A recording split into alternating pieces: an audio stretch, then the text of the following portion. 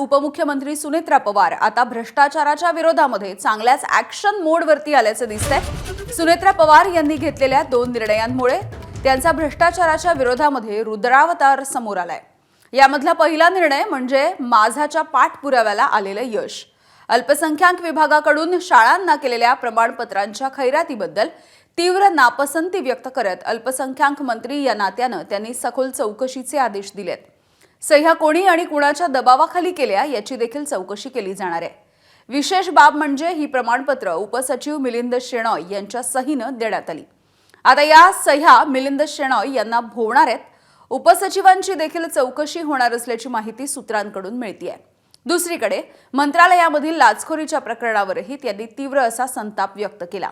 काल झालेल्या आमदारांच्या बैठकीनंतर वरिष्ठ नेत्यांच्या बैठकीमध्ये सुनेत्रा पवार यांनी झिरवाळांविषयी तीव्र अशी नापसंती व्यक्त केली आहे।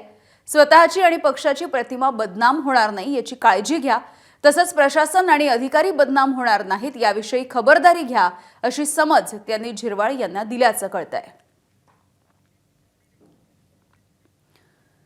याविषयी बोलूयात, आमचे प्रतिनिधी निलेश बुधावले आपल्या सोबत आहेत। निलेश, 2 महत्त्वाच्या घडामोडी काल ज्या पद्धतीने 75 ज्या शिक्षण संस्था होत्या त्यांना अल्पसंख्याक प्रमाणपत्र वाटपाचा मुद्दा समोर आला होता, यावरती आता नाराजी व्यक्त करण्यात आली आहे, ॲक्शन देखील घेतली जाणार आहे। आणि दुसरीकडचा मुद्दा होता तो म्हणजे झिरवाळ यांच्या कार्यालयामध्ये मंत्रालयामध्ये लाचखोरीचं प्रकरण समोर आलं होतं।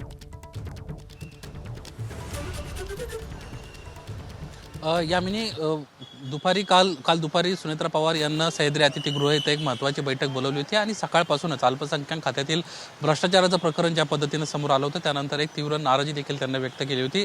मिलिंद शेणॉय हे देखील त्या बैठकीला उपस्थित होते। यासोबतच राज्य उत्पादन शुल्कचे प्रमुख असणारे सेक्रेटरी असणारे राजेश देशमुख देखील त्या ठिकाणी होते। अनेक महत्त्वाचे पदाधिकारी जे अधिकारी आहेत ते त्या बैठकीमध्ये उपस्थित होते आणि त्या बैठकीमध्ये तत्काळ या संपूर्ण प्रकरणाची चौकशी करा अशा पद्धतीचे आदेश देतानाच मिलिंद शेणॉय यांना ज्या सह्या केल्या होत्या डिजिटल स्वरूपाच्या त्या सह्यात अशा पद्धतीची माहिती मिळते, याची देखील चौकशी झाली पाहिजे, किंबहुना मिलिंद शेणॉय यांची देखील चौकशी झाली पाहिजे अशा पद्धतीचे निर्देश जे आहेत ते देण्यात आलेले आहेत। त्यामुळे या संपूर्ण प्रकरणी आता लवकरात लवकर काय कारवाई होते हे तर समोर येईल, कारण मोठा आर्थिक व्यवहार या संपूर्ण प्रकरणात झालेला आहे।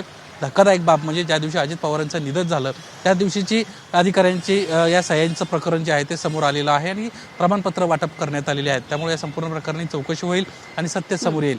दुसरीकडं राष्ट्रवादी काँग्रेस पक्षावर सध्या प्रचंड प्रमाणामध्ये टीका तर होते, खास करून ज्या पद्धतीनं एक खंडणीचं प्रकरण मंत्रालयामध्ये एक लाचखोरीचं प्रकरण घडलं आणि त्या लाचखोरीच्या प्रकरणामध्ये एका कार्यालयातून एका अधिकाऱ्याला पोलीस जे आहेत ते उचलून घेऊन गेलेले आहेत आणि त्यानंतर प्रचंड प्रमाणामध्ये राज्य अन्न औषध प्रशासन खात्यावर टीका व्हायला सुरुवात झाली, किंबहुना नरहरी झिरवाळ याचा आता राजीनामा होतोय की काय अशा पद्धतीचं चित्र निर्माण झालं होतं। आणि त्यामुळेच काल रात्री उशिरा देवगिरी निवासस्थानी जी बैठक सुनेत्रा पवार यांनी घेतली त्यामध्ये वरिष्ठ नेत्यांच्या उपस्थितीमध्ये नरहरी झिरवाळ यांचे तर कान टोचण्यात आलेले आहेत। यासोबतच कुठल्याही प्रकारे पक्ष बदनाम होणार नाही, खातं बदनाम होणार नाही याची काळजी घ्या अशा पद्धतीच्या स्पष्टपणे सूचना सुनेत्रा पवार यांना दिल्यात।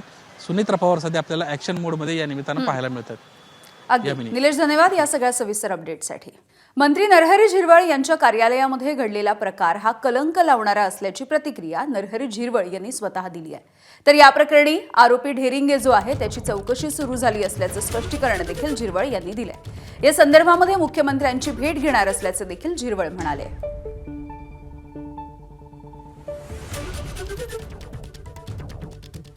तात्काळ राजू ढेरिंगे हे आता पोलीस कस्टडीत किंवा कायद्याच्या कचाट्यात सापडलेले आहेत, त्यांची चौकशी सुरू आहे। पण त्याबरोबर मी आपल्या विभागामार्फत एक स्वतंत्र चौकशी नेमून आणि सहआयुक्त दक्षता आणि पोलीस उपायुक्त यांच्यामार्फत एक चौकशी करण्याच्या निर्देशित केलेला आहे। त्या पद्धतीनं त्यांची चौकशी त्या ठिकाणी चालू आहे आणि त्यांची प्रतिनियुक्ती तात्काळ रद्द करून त्यांना मूळ आस्थापनेवर त्या ठिकाणी वर्ग करायला सांगितलं। त्यांनी स्वतःसाठी मी घेतले अशाच पद्धतीचं त्यांचं वक्तव्य आहे। शेवटी हे अधिकार काढणं, दुसऱ्याला देणं हे मुख्यमंत्री महोदयांच्या कब्जेत असतं किंवा अधिकारात असतं आणि मुख्यमंत्री महोदयांनी आत्तापर्यंत माझं कामकाज बघितले, त्याच्यावर कुठल्याही प्रकारची त्यांच्या मनात तरी किंतु परंतु असण्याचं कधी जाणवलेलं नाही। त्याच्यामुळे तोही प्रकार होणार नाही आणि माझ्या स्वपक्षातलं असं तरी मला वाटत नाही की बाबा कोणी माझं मंत्रिपद काढून आणि कोणाला तरी हवं याच्यासाठी माझी बदनामी करतील असं मला अजिबात वाटत नाही. सीएम साहेबांबरोबर माझं बोलणं नाही झालेलं, मी बोलणार आहे. दरम्यान याच प्रकरणावरती खासदार सुप्रिया सुळे यांनी नेमकी काय प्रतिक्रिया दिली आपण बघूया.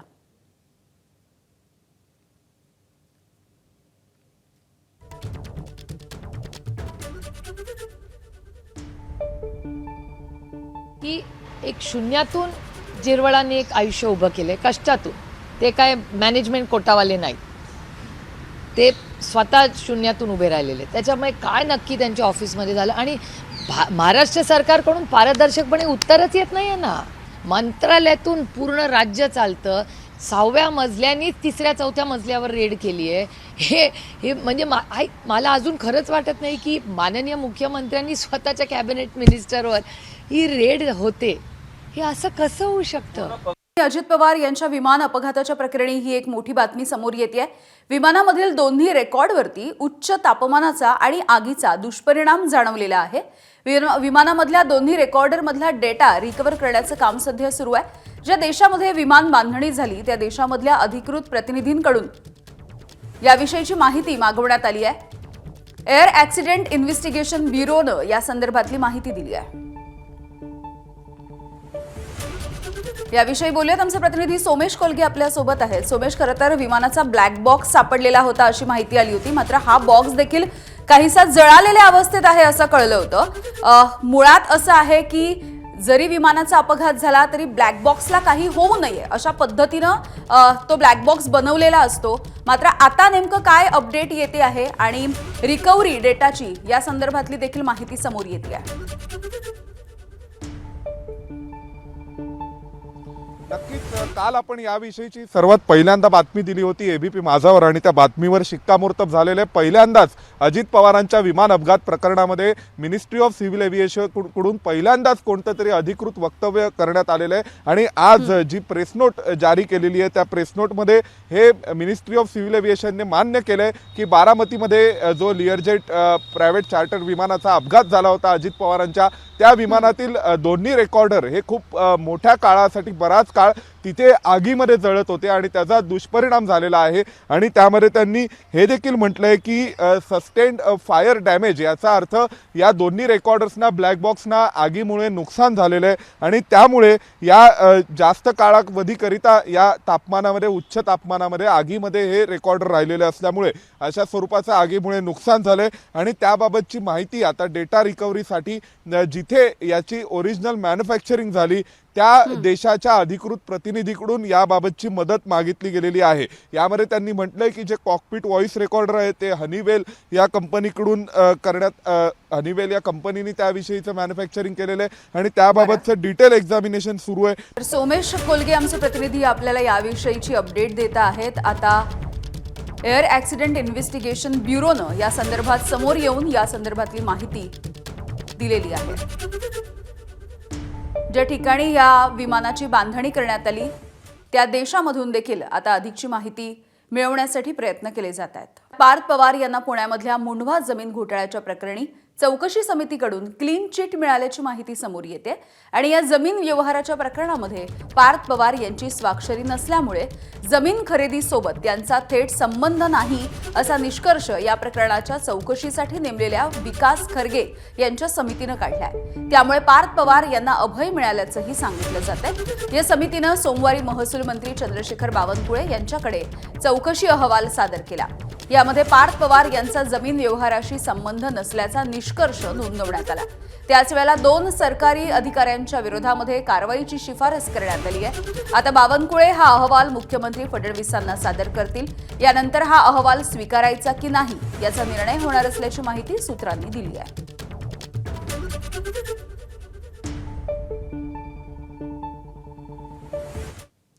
तर या प्रकरणामध्ये क्लीन चिट देण्यासाठीच अशी समिती नेमण्यात आली होती अशी प्रतिक्रिया आरटीआय कार्यकर्ते विजय कुंभार यांनी दिली. तर पार्थ पवार यांना क्लीन चिट मिळूच शकत नाही असं सामाजिक कार्यकर्ते अंजली दमानी यांनी म्हटलंय. ज्या दिवशी ही कमिटीने नेमली त्याच दिवशी मी म्हटलं होतं की ही कमिटी काही करणार नाही, ही क्लीन चिट देण्यासाठी नेमलेली समिती आहे आणि झालेलंही तसंच आहे. आता जे काही पोलिसांकडे सोपवलंय, पोलिसांनी अजूनही ते 2021ची पॉवर ऑफ अटर्नी या संदर्भात काही कारवाई केलेली नाही. आता हा अहवाल मुख्यमंत्र्यांकडे गेलेला आहे. लवकरच आता मुख्यमंत्री याच्यावर काय डिसिजन घेतात, अर्थात फारसं काही याच्यातून निष्पन्न होईल असं वाटतही नाही. परंतु असं जर चालत राहिलं तर सामान्य माणसाचा या सगळ्या न्याय प्रक्रियेवरचा विश्वास मात्र पूर्ण उडेल. आत्ताच्या घटनेला कुठलाही रिपोर्ट आलेला नाहीये आणि रिपोर्टमध्ये पार्थला क्लीन चिट मिळूच शकत नाही हे मी खात्रीने सांगू शकते. त्याच्यात खारगे समिती अमुक न तमुक मार्ग काढेल विलंब करायचा, पण पार्थला कोणाचेही काका क्लीन चिट देऊ शकत नाहीत. त्यांचे आई नाही, वडील नाही, आजोबा नाही, कोणी क्लीन चिट त्यांना देऊ शकत नाही. तर काहीही चुकीचं केलेलं नाही असं पार्थनं आपल्याला सांगितलं होतं, अशी प्रतिक्रिया खासदार सुप्रिया सुळेंनी दिली.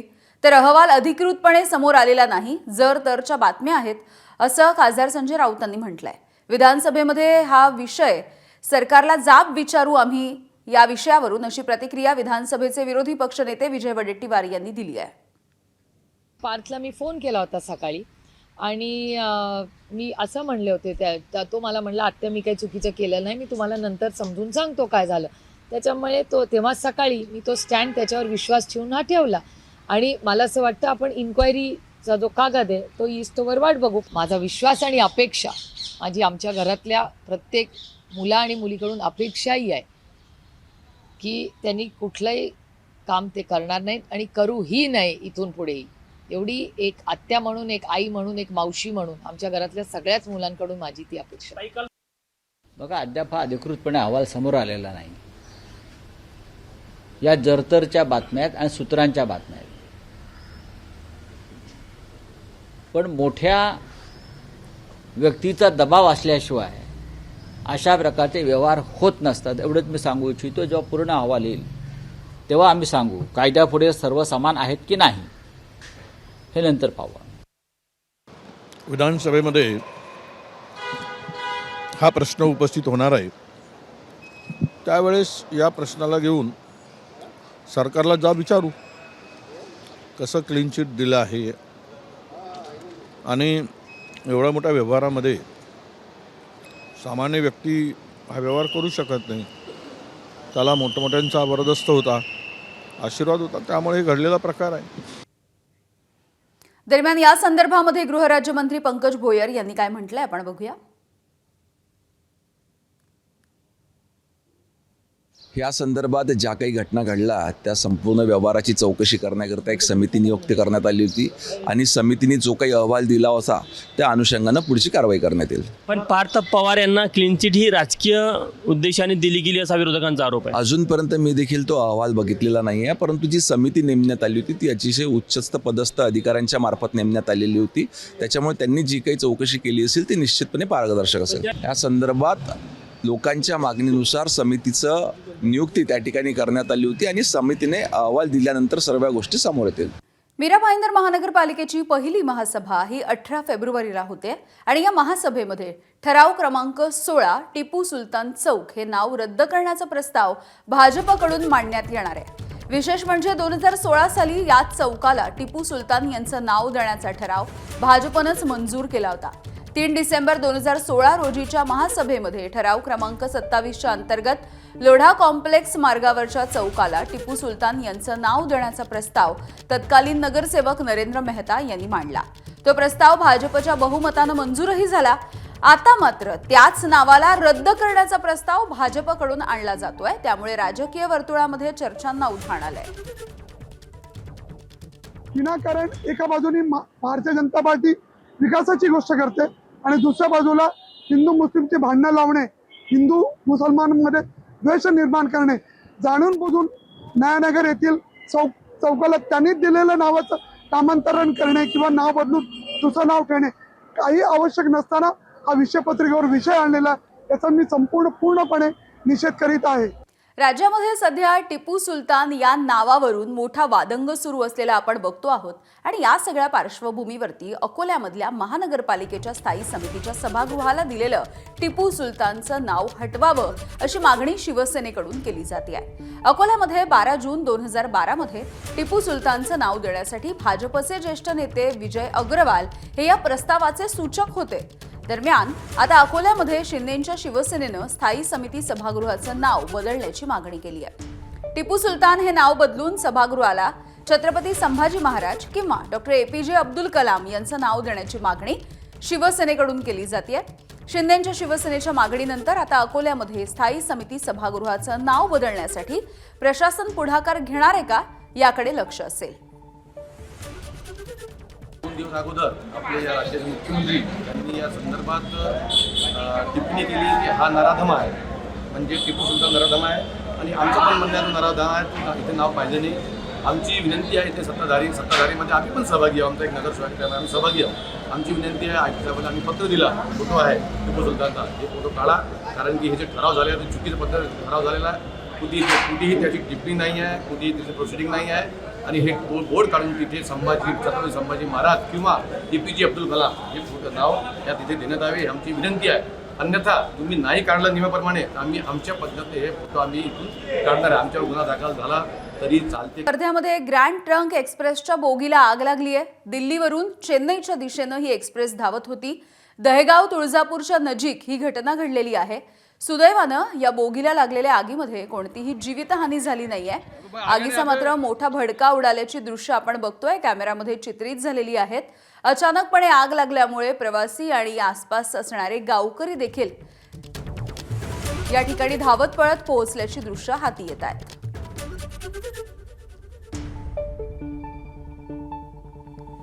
तर वर्ध्यामधली ही घटना आपण बघतोय. दहेगाव तुळजापूरच्या नजीकची ही घटना आहे. ग्रँड ट्रंक एक्सप्रेसची ही बोगी होती जिला आग लागलेली आहे. आगीचं कारण अद्यापही कळू शकलेलं नाहीये. दिल्लीवरून चेन्नईच्या दिशेनं धावणारी ही एक्सप्रेस होती. सुदैवानं कुठलीही जीवितहानी झाली नाहीये या आगीच्या भक्ष्यस्थानी आणि कोणीही जखमी तरी झालेलं नाहीये. अचानकपणे या बोगीला आग लागली. आगीचा मोठा भडका उडाल्याची दृश्य समोर येत आहेत.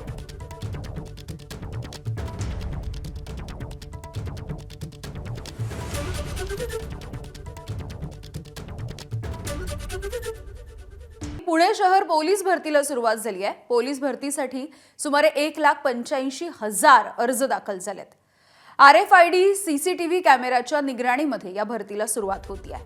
मैदानी आणि शारीरिक चाचणीच्या नंतर पात्र उमेदवारांची लेखी परीक्षा देखील घेतली जाईल आणि एकूणच या भरतीविषयीचा आढावा घेतलाय आमचे प्रतिनिधी मिकी घई यांनी. आता मी पुण्यातील शिवाजीनगर मुख्यालयाच्या मैदानावर आहे, ज्या ठिकाणी मुलींची या ठिकाणी भरती सुरू आहे. आपण बघू शकतो सगळे मुली राज्यभरातून इथं सरावासाठी आलेले आहेत. अर्थात या ठिकाणी त्यांची जे वेगवेगळे जी स्पर्धा आहे त्या स्पर्धेत ते सहभागी होत आहेत. आपल्यासोबत ॲडिशनल CP सर आहेत. सर, संजय पाटील सर, कशा पद्धतीने ही भरती प्रक्रिया या ठिकाणी राबवली जाते? महिलांसाठी किती पदं असणार आहेत आणि पुरुषांसाठी किती पदं असणार आहे, युवकांसाठी? या ठिकाणी पुणे शहर आयुक्तालयातर्फे जी भरती होते आहे ती शिवाजीनगर पोलीस मुख्यालय या ठिकाणी, त्याचप्रमाणे SRP ग्रुप 2 वानवडीला जिथं आहे त्या ठिकाणी पुरुष ड्रायव्हरची भरती ही 2 ठिकाणी आपली सुरू आहे. या ठिकाणी आपण पाहतो आहे की महिला पोलीस ज्या आहेत त्यांची भरती ही या ठिकाणी दिनांक 23 पर्यंत चालू असणार आहे. एकूण 1733 पदांसाठी आमच्याकडे 1,40,000 अर्ज आलेले आहेत. त्याचप्रमाणे जे जेल पोलीस आहेत 130 पदांसाठी आमच्याकडे 89,000 इतके अर्ज आलेले आहेत आणि साधारणतः महिनाभर ही भरती चालू राहणार आहे. या भरतीसाठी चांगल्या प्रकारची व्यवस्था आम्ही करतो आहे. अशा पद्धतीने पुणे पोलीस दलात जे भरती आहे 1733 पदांसाठी, त्याच्यासाठी एक वेगळा उत्साह आणि एक वेगळी स्पर्धा या ठिकाणी दिसतेय. अजित पवार यांच्या विमान अपघाताविषयी पहिल्यांदाच अधिकृत माहिती समोर येते. भीषण आगीच्या विमानाच्या दोन्ही रेकॉर्डवरती दुष्परिणाम झाल्याचं कळतंय. L3 मधल्या संभाषणाचा डेटा मिळवण्यामध्ये यश आलेलं आहे. विमान बांधणीची ही जी कंपनी होती त्या कंपनीकडून आता मदत घेतली जाते. तर तर्कवितर्क लावू नका, तपास यंत्रणेवरती विश्वास ठेवा असं देखील म्हटलं गेलंय.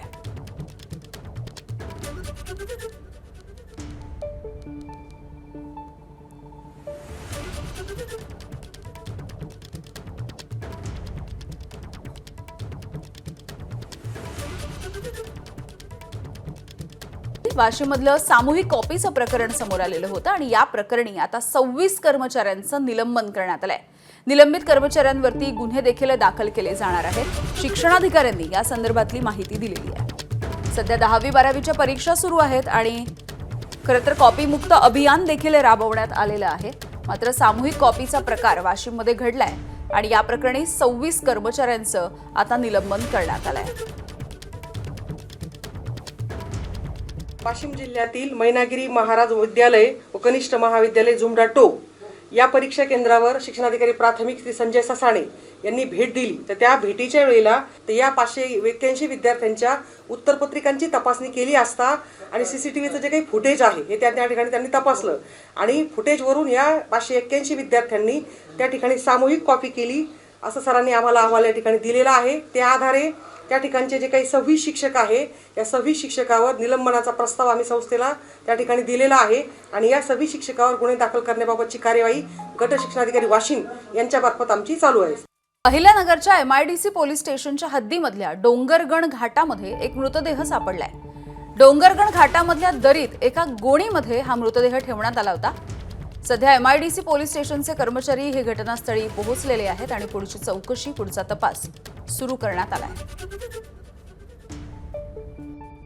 वामोरी घाटामध्ये आपल्याला एक अनोळखी पुरुषाचा मृतदेह 2 गोण्यांमध्ये भरलेल्या स्थितीमध्ये आढळून आलेला आहे आणि त्या अनुषंगाने आपण आता त्याच्यावरती पुढील त्या मयताची ओळख पटून हा प्रकार कोणाकडून घडलेला आहे, हा कोणाची शक्यता असण्याची दाट शक्यता आहे, हे कोणाकडून घडलंय हे आपण निष्पन्न करण्यासाठी आता प्रयत्न करत आहोत. मुंडव्यामधल्या जमीन घोटाळ्याच्या प्रकरणामधल्या व्यवहारावरती स्वाक्षरी नसल्यामुळे पार्थ पवार यांचा जमीन खरेदीमध्ये थेट संबंध येत नसल्याचा अहवाल, सूत्रांची माहिती. विकास खर्गे समितीनं हा अहवाल महसूल मंत्री बावनकुळेंना सादर केल्याची देखील माहिती आहे. 2 सरकारी अधिकाऱ्यांवरती कारवाई होण्याची शक्यता. पार्थ पवार यांना क्लीन चिट देण्याची घाई नेमकी कोणाला झाली आहे? तटकरे, पटेल की फडणवीस? अंजली दमानी यांचा सवाल. तर पार्थ पवार यांना राज्यसभेवरती पाठवण्यासाठी क्लीन चिटची बातमी पेरल्याची देखील दमानी यांची टीका. पार्थ पवार निर्दोष असतील आणि असावेतच. मुंडवा जमिनीच्या प्रकरणावरती सुप्रिया सुळेंची प्रतिक्रिया. माध्यमांमध्ये बातम्या आल्याच्या नंतर पार्थ पवारांना फोन केला असता आपण निर्दोष असल्याचं पार्थ म्हणाला होता. सुप्रिया सुळेंची प्रतिक्रिया. पार्थला मी फोन केला होता सकाळी आणि मी असं म्हणले होते तो मला म्हणला, आत्या मी काही चुकीचं केलं नाही, मी तुम्हाला नंतर समजून सांगतो काय झालं. त्याच्यामुळे तेव्हा सकाळी मी तो स्टँड त्याच्यावर विश्वास ठेवून हा ठेवला आणि मला असं वाटतं आपण इन्क्वायरीचा जो कागद आहे तो इस्तोवर वाट बघू. त्यांनी कुठलंही काम ते करणार नाहीत आणि करूही नाही इथून पुढेही. मुंडवा जमीन व्यवहाराच्या प्रकरणामध्ये मोठ्या लोकांचा वरदहस्त होता हे नक्की आहे. विजय वडेट्टीवार यांची प्रतिक्रिया. विधानसभेमध्ये हा प्रश्न उपस्थित होईल तेव्हा याविषयी चर्चा करू अशी देखील प्रतिक्रिया त्यांनी दिली आहे. मुंडव्यामधील जमीन व्यवहाराच्या प्रकरणामध्ये स्थापन करण्यात आलेल्या समितीनं पारदर्शकच चौकशी करायला हवी. गृहराज्यमंत्री पंकज भोयर यांची प्रतिक्रिया. समितीने अहवालामध्ये काय शिफारसी केल्या ते बघितलेलं नाही अशी देखील माहिती त्यांनी दिली आहे. अजित पवार यांच्या अपघातग्रस्त विमानामधील ब्लॅक बॉक्समध्ये काहीही आढळलेलं नाही याचा अर्थ दाल में कुछ तो काला है. काँग्रेसचे नेते विजय वडेट्टीवार यांच्याकडून शंका उपस्थित. माफी मागा नाहीतर तोंड काळं करू. शिवभक्त सचिन पाटील यांचा काँग्रेसचे प्रदेशाध्यक्ष हर्षवर्धन सपकाळ यांना इशारा. बुलडाण्यामधील सपकाळांच्या निवासस्थानासमोर जाऊन त्यांनी धमकी दिली आहे. याचा व्हिडिओ देखील व्हायरल झालाय. काँग्रेसचे प्रदेशाध्यक्ष हर्षवर्धन सपकाळ यांच्या विरोधामध्ये कोल्हापूरमध्ये सकल हिंदू समाज आक्रमक झाला. छत्रपती शिवाजी महाराज चौकामध्ये सपकाळ यांच्या प्रतिकात्मक पुतळ्याचं दहन करत हिंदू समाजाचं निषेध आंदोलन. टिपूचा फोटो लावल्यामुळे त्याचं महान कार्य अनेकांना कळालं. मालेगावच्या उपमहापौरांचा अजब दावा. संविधानामध्ये ज्यांचा फोटो तो हटवण्याचा अधिकार भाजपला कसा काय? तसंच टिपूच्या सैन्यामध्ये अनेक ब्राह्मण होते. मी ओबीसी वर्गामधून असल्यामुळे मला टार्गेट केलं जात आहे असाही दावा उपमहापौरांनी केलाय. मीरा भाईंदर महानगरपालिकेच्या उद्या होणाऱ्या पहिल्या महासभेमध्ये टिपू सुलतान चौक हे नाव रद्द करण्याचा प्रस्ताव भाजपकडून मांडला जाणार आहे. 2016 साली याच चौकाला टिपू सुलतान यांचं नाव देण्याचा ठराव भाजपकडूनच मंजूर करण्यात आला होता. अकोला पालिकेच्या स्थायी समिती सभागृहाला टिपू सुलतानचं नाव, टिपू सुलतान नाव हटवण्याची शिंदेंच्या शिवसेनेची मागणी, तर छत्रपती संभाजी महाराज किंवा डॉक्टर एपीजे अब्दुल कलाम यांचं नाव देण्याचा प्रस्ताव सादर. दरम्यान प्रदेश काँग्रेस मात्र ठामपणे काँग्रेसचे प्रदेशाध्यक्ष हर्षवर्धन सपकाळ यांच्या पाठीशी आहे. तसंच काँग्रेसकडून सपकाळ यांचा सत्कार प्रदेश काँग्रेस समितीच्या बैठकीमध्ये सर्व पदाधिकारी सत्कार करतील. चंद्रपूरच्या नवनिर्वाचित भाजप महापौरांसह भाजपचे नेते सुधीर मुनगंटीवार यांनी मुख्यमंत्र्यांची भेट घेतली. मुख्यमंत्र्यांकडून महापौर आणि नगरसेवकांचं अभिनंदन. यावेळेला जीएसटी भरपाईसह चंद्रपूरसाठी मुनगंटीवार काही मागण्या देखील त्यांनी केलेल्या आहेत. पुण्याच्या महापौर मंजुषा नागपुरे यांच्याकडून महापालिकेच्या सुरक्षेचा ऑन फील्ड जाऊन आढावा. सुरक्षेमध्ये त्रुटी असल्याचं महापौरांच्या पाहणीमधून समोर आलंय. यावेळेला महापौरांकडून सुरक्षा अधिकाऱ्यांना सक्त अशा सूचना देण्यात आल्या. सोलापूर महानगरपालिकेमध्ये राष्ट्रवादीचे एकमेव नगरसेवक वैभव हत्तुरे भाजपच्या सोबत सत्तेत सहभागी होत आहेत. स्वीकृत नगरसेवकांची संख्या 1 कमी होण्याची भीती असल्यामुळे भाजपची राजकीय खेळी. मंत्रालयामध्ये घडलेला प्रकार हा कलंक लावणारा आहे. मंत्री नरहरी झिरवाळ यांची कबुली. आरोपी ढेरिंगे याची चौकशी सुरू आहे. लाचखोरीच्या प्रकरणामध्ये योग्य ती कारवाई होईल असं झिरवाळांचं स्पष्टीकरण. सांगली जिल्हा परिषदेमधील सत्ता स्थापनेचा तिढा कायम आहे. आज मुंबईमध्ये मुख्यमंत्री आणि दोन्ही उपमुख्यमंत्री यांच्यामध्ये सत्ता स्थापनेच्या संदर्भात बैठक. राष्ट्रवादीचे ग्रामीण जिल्हाध्यक्ष निशिकांत पाटील यांची. विधानसभेपासून जिल्हा परिषदेपर्यंत विरोधकांना रसद पुरवणाऱ्यांनी आम्हाला सांगू नये. धाराशिव जिल्हा परिषदेचे शिवसेना सदस्य अनंत लंडगे यांनी नाव न घेता तानाजी सावंत यांच्यावरती गंभीर आरोप केले आहेत. गोंदियाच्या सडक अर्जुनीमधील 2 नगरसेवकांचं तहसील कार्यालयाच्या समोर आमरण उपोषण. घरकुल, पट्टे वितरण आणि लेआउट मंजुरीमधील अनियमितता असल्या प्रकरणी त्याच्या विरोधामध्ये सध्या उपोषण सुरू आहे. राज्य अल्पसंख्याक आयोगाचे अध्यक्ष प्यारे खान यांना उपमुख्यमंत्री आणि अल्पसंख्याक मंत्री सुनेत्रा पवार यांनी भेटीसाठी बोलावून घेतलंय. अल्पसंख्याक संस्थांमध्ये सुरू असलेल्या भ्रष्टाचाराची सुनेत्रा पवार यांनी माहिती मागवल्याची देखील माहिती आहे.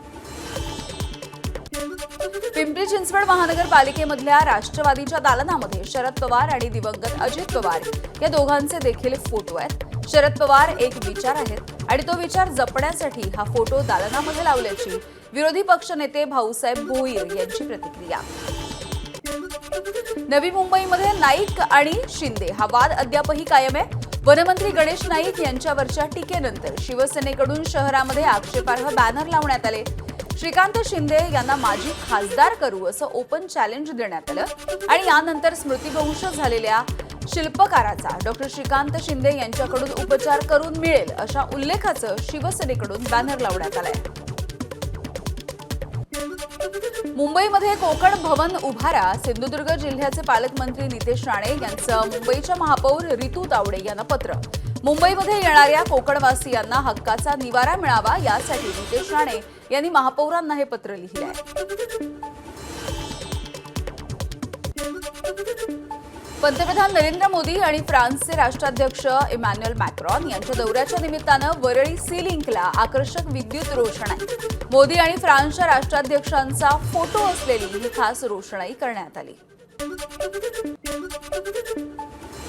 मॅक्रॉन यांचे फ्रान्समध्ये देखील जितके पोस्टर लागले नसतील तितके पोस्टर मुंबईमध्ये लागले. खासदार संजय राऊत यांचं टीकास्त्र. शिंदे मॅक्रॉन फ्रान्समध्ये प्रचारासाठी त्यांना बोलवलं जाईल. शिवसेनेनं लावलेल्या बॅनरवरून राऊतांची खोचक टीका. आज पहाटे मुंबईमध्ये दाखल झालेले फ्रान्सचे राष्ट्राध्यक्ष मॅक्रॉन आणि त्यांच्या पत्नी ब्रिजेट मॅक्रॉन यांचं मुंबई विमानतळावरती स्वागत करण्यात आलंय. राज्यपाल आचार्य देवव्रत आणि मुख्यमंत्री देवेंद्र फडणवीस सोबतच उपमुख्यमंत्री शिंदे आणि सुनेत्रा पवार यांची देखील उपस्थिती होती. फ्रान्सच्या राष्ट्राध्यक्षांचा मुंबईमध्ये मॉर्निंग वॉक. मरीन ड्राईव्हच्या परिसरामध्ये अचानकपणे फ्रान्सचे राष्ट्रपती मॉर्निंग वॉक करत असल्यामुळे अनेकांच्या भुवया उंचावल्या. पंतप्रधान मोदींच्या मुंबई दौऱ्यामुळे आज वाहतुकीमध्ये 13 तासांसाठी मोठा बदल करण्यात आलाय. काही मार्गावरती प्रवेश बंदी आहे, तर आज सकाळी 8 ते रात्री 9 वाजल्याच्या दरम्यान वाकोला उड्डाणपूल आणि दहिसर टोल नाका या दरम्यान पश्चिम द्रुतगती महामार्गावरती अवजड वाहनांसाठी पूर्णपणे प्रवेश बंदी आहे. पंतप्रधान मोदी आणि फ्रान्सचे राष्ट्राध्यक्ष मुंबईच्या दौऱ्यावरती आहेत. इंडो फ्रेंच कल्चरल कार्यक्रमासाठी मोदी हजेरी लावतील. लोकभवनाच्या भेटीसह एका सांस्कृतिक कार्यक्रमाला देखील दोन्ही नेते भेट देणार आहेत आणि यावेळेला काही महत्त्वाच्या करारांवरती स्वाक्षऱ्या होतील. मुलुंडमध्ये मेट्रोचा स्लॅब कोसळून निष्पाप नागरिकाचा मृत्यू झाला. हा अपघात नाही तर प्रशासनानं केलेला खून आहे. अमित ठाकरे यांची प्रतिक्रिया. तर शून्य हीच आपल्या आयुष्याची किंमत असल्याची देखील टीका अमित ठाकरे यांनी केली आहे. नाशिकच्या तपोवन वृक्षतोडीच्या प्रकरणी आज मुंबई उच्च न्यायालयामध्ये महत्त्वाची सुनावणी. मनसेचे नेते आणि वकील नितीन पंडित यांनी याचिका दाखल केली. झाडं तोडण्याच्या निर्णयाला स्थगिती देण्याची याचिकेच्या माध्यमातून मागणी. साताऱ्याच्या फलटणमधल्या डॉक्टर आत्महत्येच्या प्रकरणामधील बडतर्फ फौजदार संशयित गोपाळ बदने याचा जामीन अर्ज फेटाळण्यात आलाय. फलटण न्यायालयानं हा जामिनाचा अर्ज फेटाळून लावलाय. हिंगोलीमध्ये पोलिसांनी अफूच्या शेतीवरती छापेमारी केली आहे. 3,54,000 रुपये किमतीचं अफू जप्त झालंय. शिरळी गावामध्ये गोपनीय माहितीच्या आधारे ही कारवाई करण्यात आली. 177 किलो अफू जप्त. रॉंग साईडला गाडी का चालवतो असं म्हणत दुचाकीस्वारानं 42 वर्षीय इसमाच्या कानशिलात लगावली आहे. या घटनेमध्ये 42 वर्षाच्या नागरिकाचा मृत्यू झालाय. वसईमधली ही धक्कादायक घटना आहे. वसईच्या बऱ्हाणपूर उमेळमान या गावामध्ये 60 वर्षांच्या महिलेची राहत्या घरी हत्या. अज्ञात व्यक्तीकडून या महिलेची हत्या करण्यात आली. कारण अद्यापही अस्पष्ट आहे. बीडच्या पेठ पोलीस ठाण्यामध्ये गुन्हा दाखल करण्याच्या मागणीसाठी मद्यपींचा गोंधळ. यावेळेला पोलीस ठाण्यामधल्या वस्तूंची तोडफोड करण्यात आली. शासकीय कामामध्ये अडथळा आणल्याप्रकरणी गुन्हा दाखल. ठाण्याच्या शांतीनगर परिसरामध्ये नूतन नीलम अपार्टमेंटच्या ए विंगच्या 5व्या मजल्यावरचा स्लॅब कोसळला. या घटनेमध्ये 3 जण गंभीररीत्या जखमी झालेले आहेत. सुरक्षिततेच्या कारणास्तव इमारतीमधल्या रहिवाशांचं सध्या स्थलांतर करण्यात आलंय. भिवंडीच्या वंजारपट्टी नाका परिसरामध्ये डॉक्टर एपीजे अब्दुल कलाम उड्डाणपुलावरच्या विजेचा पोल अचानकपणे कोसळला. उड्डाणपुलाखाली उभी असलेली रिक्षा ही थोडक्यात बचावली आहे. सुदैवाने यामध्ये जीवितहानी झाली नाहीये. परळीमधल्या व्यापारी महादेव मुंडे हत्या प्रकरणामध्ये दोघांची नार्को टेस्ट तर एकाची ब्रेन मॅपिंग टेस्ट होणार आहे. यामध्ये वाल्मिक कराडच्या घरी कामाला असणाऱ्या दोघांची तर त्यांच्या एका मित्राचा समावेश असल्याची देखील माहिती आहे. पुणे जिल्ह्यामधल्या पोलिसांच्या 1,633 जागांसाठी 1,85,000 अर्ज आलेत.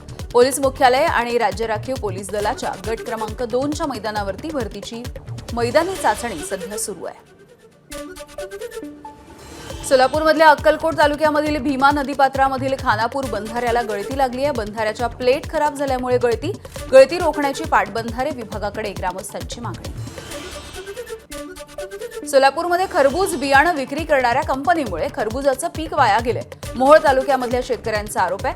चांगल्या खरबुजाला बाजारामध्ये 40 रुपये किंमत मिळतेय, मात्र शेतकऱ्यांच्या खरबुजाला अवघे 2 ते 5 रुपये मिळत आहेत. त्यामुळे कारवाई करण्याची मागणी आहे. नंदुरबार जिल्ह्यामध्ये कापसाचे दर घसरल्यामुळे शेतकरी चिंतेत आहेत. आठवडाभरामध्ये प्रति क्विंटल 900 रुपयांची घसरण झाली आहे. दर नसल्यामुळे यंदाचा कापसाचा हंगाम 2 महिने आधीच संपण्याची भीती आहे. रब्बी हंगामातल्या हरभऱ्याला जेमतेम हमीभावा इतका दर मिळतोय. धुळ्यामधले शेतकरी त्यामुळे हवालदिल झाले. जिल्ह्याच्या कृषी उत्पन्न बाजार समितीमध्ये हरभऱ्याला प्रति क्विंटल 5,500 ते 5,800 रुपयांचा दर मिळतोय. हमीभाव मात्र 5,875 रुपये इतका आहे. मुख्यमंत्र्यांच्या हस्ते मुंबई क्लायमेट वीकचा आयोजन आणि उद्घाटन करण्यात आलंय. 3 दिवस चालणाऱ्या या कार्यक्रमामध्ये हिलरी क्लिंटन, बिल गेट्स यांच्यासह सचिन तेंडुलकर आणि भारतामधील वरिष्ठ प्रतिनिधी उपस्थित राहतील. नवी मुंबई विमानतळावरच्या फेडेक्स हबचं उद्या मुख्यमंत्री फडणवीस यांच्या हस्ते भूमिपूजन होईल. विमानतळावरून माल वाहतूक करण्यासाठी हे हब अत्यंत महत्त्वाची भूमिका बजावणार आहे.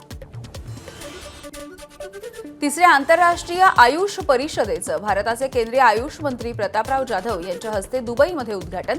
आयुष जागतिक प्रतिबंधात्मक आरोग्य धोरणाचा एक महत्त्वाचा स्तंभ म्हणून उदयास येत असल्याची जाधव यांची प्रतिक्रिया. जालना शहरामधील छत्रपती शिवाजी महाराज चौक इथे शिवकालीन युद्धकला शिलंबन या स्पर्धेचं आयोजन. या स्पर्धेला आमदार अर्जुन खोतकर यांची उपस्थिती. यावेळेला खोतकरांकडून लाठी कौशल्याचं सादरीकरण. म्हाडाच्या मुंबई मंडळामधील 118 घरांच्या विक्रीसाठी आजपासून नोंदणी करता येईल. प्रथम येणाऱ्याला प्रथम प्राधान्य या तत्वावरती सदनिकांची विक्री करण्याचा निर्णय. एबीपी माझा, उघडा डोळे बघा नीट.